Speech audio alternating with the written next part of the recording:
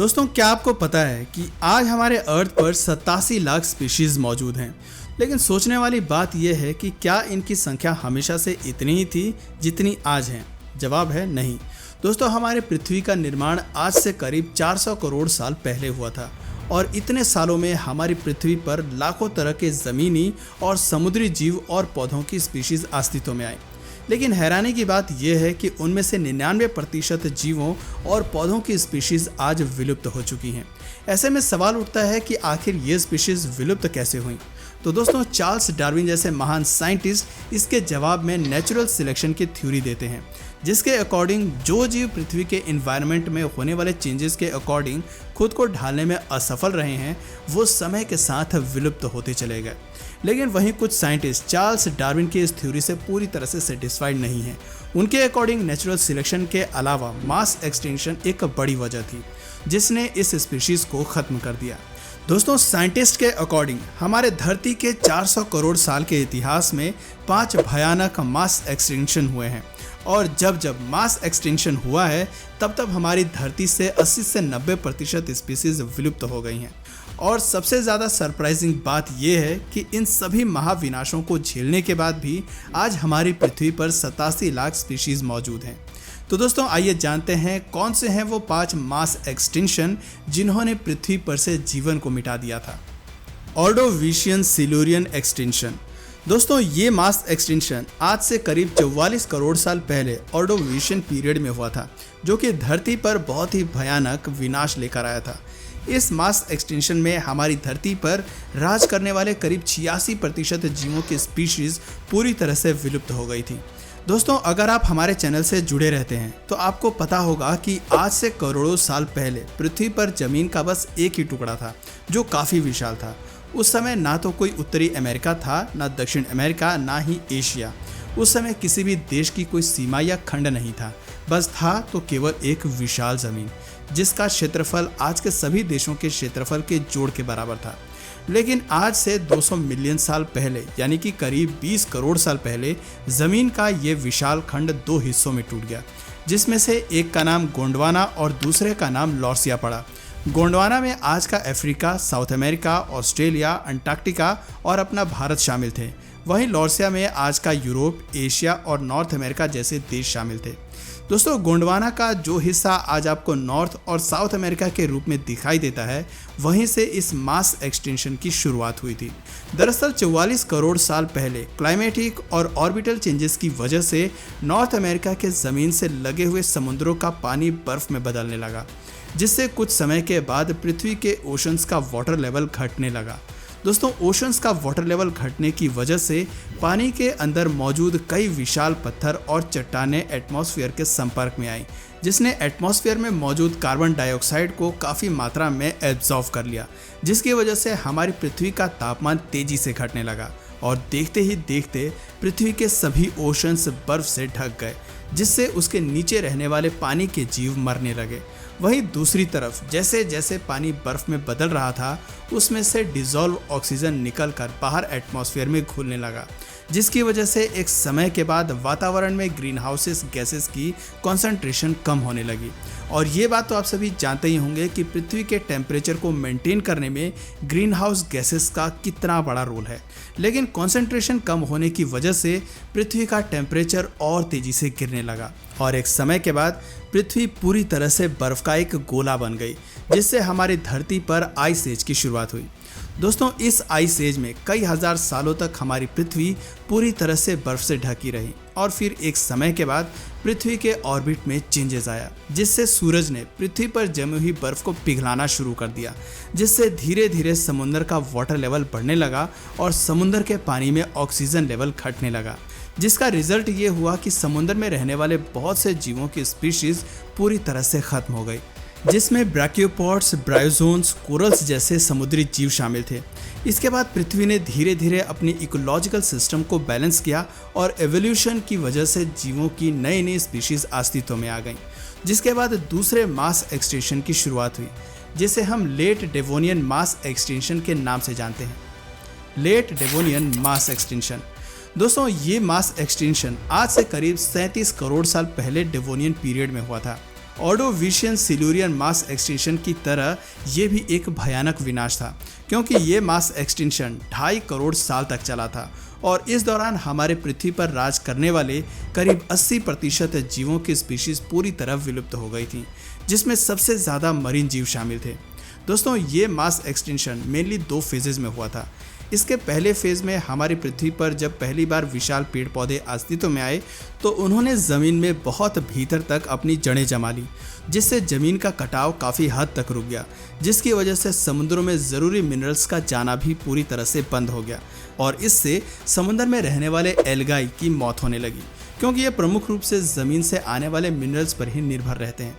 और दोस्तों, ये एल्गाई समुद्र में बड़ी मात्रा में ऑक्सीजन का उत्पादन करते थे, लेकिन इनके मरने की वजह से समुद्र में ऑक्सीजन लेवल तेजी से घटने लगा और इसकी वजह से पानी में रहने वाले ज़्यादातर जीव मरने लगे। ब्रैकियोपॉड और ट्रिलोबाइट्स फैमिली के स्पीशीज इस मास एक्सटिंक्शन का शिकार हुई थी और जो लाइव फिश और कोरल रीफ की स्पीशीज तो पूरी तरह से खत्म हो गई थी। वहीं इस मास एक्सटिंक्शन के दूसरे फेज में हमारी धरती पर कुछ विशाल वॉल्केनिक इरप्शन और विशाल उल्कापिंडों की बारिश हुई, जिसने इस मास एक्सटिंक्शन के लिए रही सही कसर भी पूरी कर दी थी। दोस्तों, 2 फेजेज में हुए इस मास एक्सटिंक्शन ने उस समय हमारी धरती पर मौजूद न सिर्फ जीवों बल्कि पौधों की भी बहुत सी स्पीशीज को विलुप्त कर दिया था, जिसके बाद 10 करोड़ साल तक पृथ्वी पर शांति बनी रही और फिर यहाँ जीवन को पनपने का मौका मिला। हालांकि इसके बाद से एक और बड़े मास एक्सटिंक्शन की शुरुआत हुई, पर्मियन ट्रियासिक मास एक्सटिंक्शन। दोस्तों, इस मास एक्सटिंक्शन को द ग्रेट डाइंग के नाम से भी जाना जाता है, जो कि आज से करीब 25 करोड़ साल पहले पर्मियन पीरियड में हुआ था। वैसे इस एक्सटिंक्शन को हमारे पृथ्वी के इतिहास का सबसे भयानक मास एक्सटिंक्शन कहा जाए तो इसमें कोई दो राय नहीं है, क्योंकि इसने हमारे धरती पर राज करने वाले करीब 96% जीवों की स्पीशीज को पूरी तरह से विलुप्त कर दिया था। इस मास एक्सटिंक्शन की शुरुआत सर्बियन ट्रैप्स में भयानक वॉल्केनिक इरप्शन से हुआ, जिससे बड़ी मात्रा में खतरनाक जहरीली गैसें, कार्बन डाइऑक्साइड और लावा निकलने लगा। यहाँ लावा ने अपने रास्ते में आने वाले हर एक चीज़ को जलाकर राख कर दिया। और आपकी जानकारी के लिए बता दूं कि उस समय 1-2 नहीं बल्कि कई सारे ज्वालामुखी फटे थे। आप अंदाज़ा लगा सकते हैं कि सभी ज्वालामुखी में से कितना लावा बाहर निकला होगा और उस लावा ने किस हद तक तबाही मचाई होगी। दोस्तों, लावा की वजह से उस समय आसपास के जंगलों में आग लग गई थी। जंगल एरिया वाइज काफ़ी बड़े होते थे, जिस वजह से लंबे समय तक यहाँ आग फैलती रही। इस आग ने उस वक्त मौजूद कोल बेसिन्स के भंडार को भी जला दिया, जिससे बड़ी मात्रा में जहरीली गैसें जैसे कार्बन डाइऑक्साइड, मीथेन और दूसरे ग्रीन हाउसेस गैसेस बाहर निकलकर एटमॉस्फेयर में मिलने लगे। समय के साथ पूरा एटमॉस्फेयर इन जहरीली गैसों से भर गया। ज़मीन पर रहने वाले कई स्पीशीज़ की जान इन गैसों की वजह से चली गई। लेकिन दोस्तों, ये तो बस एक शुरुआत थी। इन गैसों की वजह से धीरे धीरे धरती का और समुद्र का तापमान बढ़ने लगा था। इसके साथ ही बड़े लेवल पर एसिड रेन होने लगी थी। एसिड रेन ने समुद्र को एसिडिफाई करना शुरू कर दिया था, जिससे पानी में ही रहने वाले जीव लगभग खत्म हो गए थे और जो बची खुची कसर रह गई थी उसे समुद्र में कम होते ऑक्सीजन लेवल ने पूरी कर दी थी।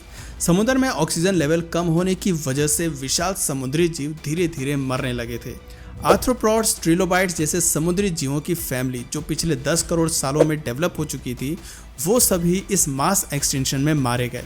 दोस्तों, इस समय तक धरती पर बड़े जीव नहीं हुआ करते थे, केवल छोटे छोटे कीड़े मकोड़े हुआ करते थे, जिनकी जान इस मास एक्सटिंक्शन ने ले ली थी। ये मास एक्सटिंक्शन इतना भयानक था कि उस समय धरती पर रहने वाले करीब 96% जीवों और पेड़ पौधों की स्पीशीज पूरी तरह से विलुप्त हो गई थी। Triassic Jurassic mass extinction.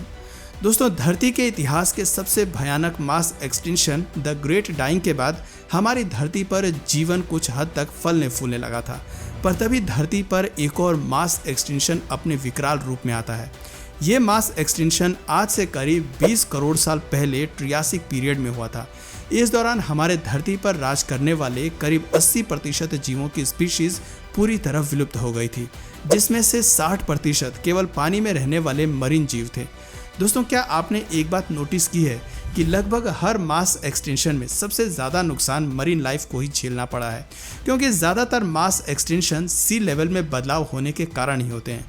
इसके अलावा क्लाइमेट चेंजेस की वजह से जब हमारी पृथ्वी ग्लोबल वार्मिंग या ग्लोबल क्लोनिंग को झेलती है तो भी सबसे ज़्यादा इफेक्ट मरीन लाइफ पर ही पड़ता है। इवन ज्वालामुखियों के फटने से निकलने वाली जहरीली गैसें भी बारिश के साथ मिलकर समुद्र के पानी को एसिडिक बना देती हैं। अब तो आप समझ ही गए होंगे कि क्यों हर बार होने वाले मास एक्सटिंक्शन में सबसे ज़्यादा जानें समुद्री जीवों की ही गई हैं। खैर, इस मास एक्सटिंक्शन में भी हमें सेम चीज़ देखने को मिलती है। उस समय सेंट्रल अटलांटिक मैग्मेटिक प्रोविंस यानी कि आज के अफ्रीकी महाद्वीप में आए वॉल्केनिक इरप्शन की वजह से भारी मात्रा में लावा और दूसरे ग्रीन हाउसेस गैसेस निकले थे, जो कि उस समय हमारे धरती पर भयानक क्लाइमेट चेंजेस की वजह से बने थे। और क्लाइमेट चेंजेस होने की वजह से उस समय सी लेवल में बड़े बड़े चेंजेस आने शुरू हो गए, जिससे हमारा पूरा इकोसिस्टम तहस नहस हो गया। छोटे छोटे तालाब और झील सूखने लगे, जिससे पानी का अकाल पड़ गया और ज़मीन और पानी में मौजूद पेड़ पौधों की कई स्पीशीज़ का अंत होने लगा। और जब ये पेड़ पौधों की कई स्पीशीज़ विलुप्त होने लगी तब एटमॉस्फेयर में ऑक्सीजन लेवल कम होने लगा। ऑक्सीजन लेवल कम होने की वजह से ज़मीन पर रहने वाले बड़े जीव, जिसमें आर्क्योसॉरस, थेराप्सिड्स और एम्फीबियन जैसे जीव शामिल थे, उनकी तेज़ी से मौत हो रही थी। पर इन सब के बीच एक ऐसा जीव था जो पनप रहा था, तेजी से विकास कर रहा था। दोस्तों, ये जीव था डायनासोर। ऐसे में ये कहना गलत नहीं होगा कि इस मास एक्सटिंक्शन ने डायनासोर को इस पृथ्वी पर राज करने का रास्ता क्लियर कर दिया था। इस मास एक्सटिंक्शन के बाद पृथ्वी पर करोड़ों सालों तक डायनासोर का राज रहा। यहाँ इन्हें रोकने वाला भी कोई नहीं था। लेकिन तभी उस समय एक और मास एक्सटिंक्शन पृथ्वी पर दस्तक देता है, क्रिटेशियस पैलोजीन मास एक्सटिंक्शन। दोस्तों, ये मास एक्सटिंक्शन आज से करीब 6.6 करोड़ साल पहले क्रिटेशियस पीरियड में हुआ था। वैसे आप सब ने इस मास एक्सटिंक्शन के बारे में ज़रूर पढ़ा या सुना होगा। ये वही इंसिडेंट है जब अर्थ पर एक बड़ा सा एस्ट्रॉयड 17,000 किलोमीटर पर आवर की स्पीड से टकराया था। ये टकराव इतना भयानक था कि इसने डायनासोर का अंत कर दिया। हमारी पृथ्वी से डायनासोर नाम की प्रजाति हमेशा हमेशा के लिए विलुप्त हो गई। दोस्तों, इसे आप अपना सौभाग्य समझ सकते हैं, क्योंकि अगर आज डायनासोर धरती पर जिंदा होते तो शायद आप और हम जिंदा नहीं होते। वैसे न सिर्फ डायनासोर्स बल्कि इस मास एक्सटिंक्शन ने दूसरे जीवों की भी लाखों प्रजातियों का खात्मा कर दिया था। इनफैक्ट इस मास एक्सटिंक्शन के समय हमारी धरती पर राज करने वाले करीब 75% जीवों की स्पीशीज पूरी तरह से विलुप्त हो गई थी। दरअसल जैसे ही उस एस्ट्रॉयड का टकराव धरती से हुआ, आसपास सैकड़ों किलोमीटर दूर तक आग का गोला फैल गया, जिसने अपने रास्ते में आने वाले जीवों को तुरंत ही राख में बदल दिया। दोस्तों, उन जीवों को सोचने तक का मौका नहीं मिला कि उनके साथ हुआ क्या है। दोस्तों, धरती के जिस हिस्से पर यह टक्कर हुई थी, आज वहां पर गल्फ ऑफ मैक्सिको है। इस टक्कर ने पृथ्वी के टेक्टोनिक प्लेट्स को हिलाकर रख दिया था, जिस वजह से उस समय समुद्र में कई मीटर ऊंची खतरनाक लहरें उठी थी, जिसने पृथ्वी पर तबाही मचा दी थी। इस टक्कर के बाद निकली गैसें और डस्ट ने हमारे धरती के एटमॉस्फेयर को कई महीनों तक पूरी तरह से ढक कर रख दिया था, जिससे सूर्य की किरणें पृथ्वी तक नहीं आ पाती थीं, जिससे हमारी धरती का तापमान कई डिग्री सेल्सियस तक नीचे गिर गया। अचानक आए इस महाविनाश की वजह से जीव जंतुओं और पौधों की बहुत सी स्पीशीज नष्ट हो गईं। पर इस मास एक्सटेंशन का फ़ायदा यह हुआ कि इसके बाद मैमल्स और दूसरे जीवों की नई नई स्पीशीज अस्तित्व में आई और इनके द्वारा कई लाखों सालों के एवोल्यूशन के बाद हम इंसानों का जन्म हुआ। तो दोस्तों, ये था धरती पर अब तक के मास एक्सटिंक्शन का पूरा इतिहास। दोस्तों, अगर फ्यूचर में इस तरह का मास एक्सटिंक्शन आता है तो क्या हम इंसान अपनी इंसानी सभ्यता को बचा पाएंगे या नहीं, नीचे कमेंट सेक्शन में अपनी राय ज़रूर बताइए। और अगर इस वीडियो से आपको कुछ नया जानने या सीखने को मिला या फिर इंटरेस्टिंग लगा तो प्लीज़ इस वीडियो को एक लाइक करके अपने फ्रेंड्स और फैमिली में से ज़रूर शेयर करें। और यदि आप इस चैनल पर नए हैं तो प्लीज़ इस चैनल को सब्सक्राइब करके बेल नोटिफिकेशन आइकन को ऑन कर लीजिए, ताकि हमारे आने वाले वीडियोज़ आप मिस ना करें। मिलते हैं फिर किसी वीडियो में नए टॉपिक के साथ, तब तक के लिए नमस्कार।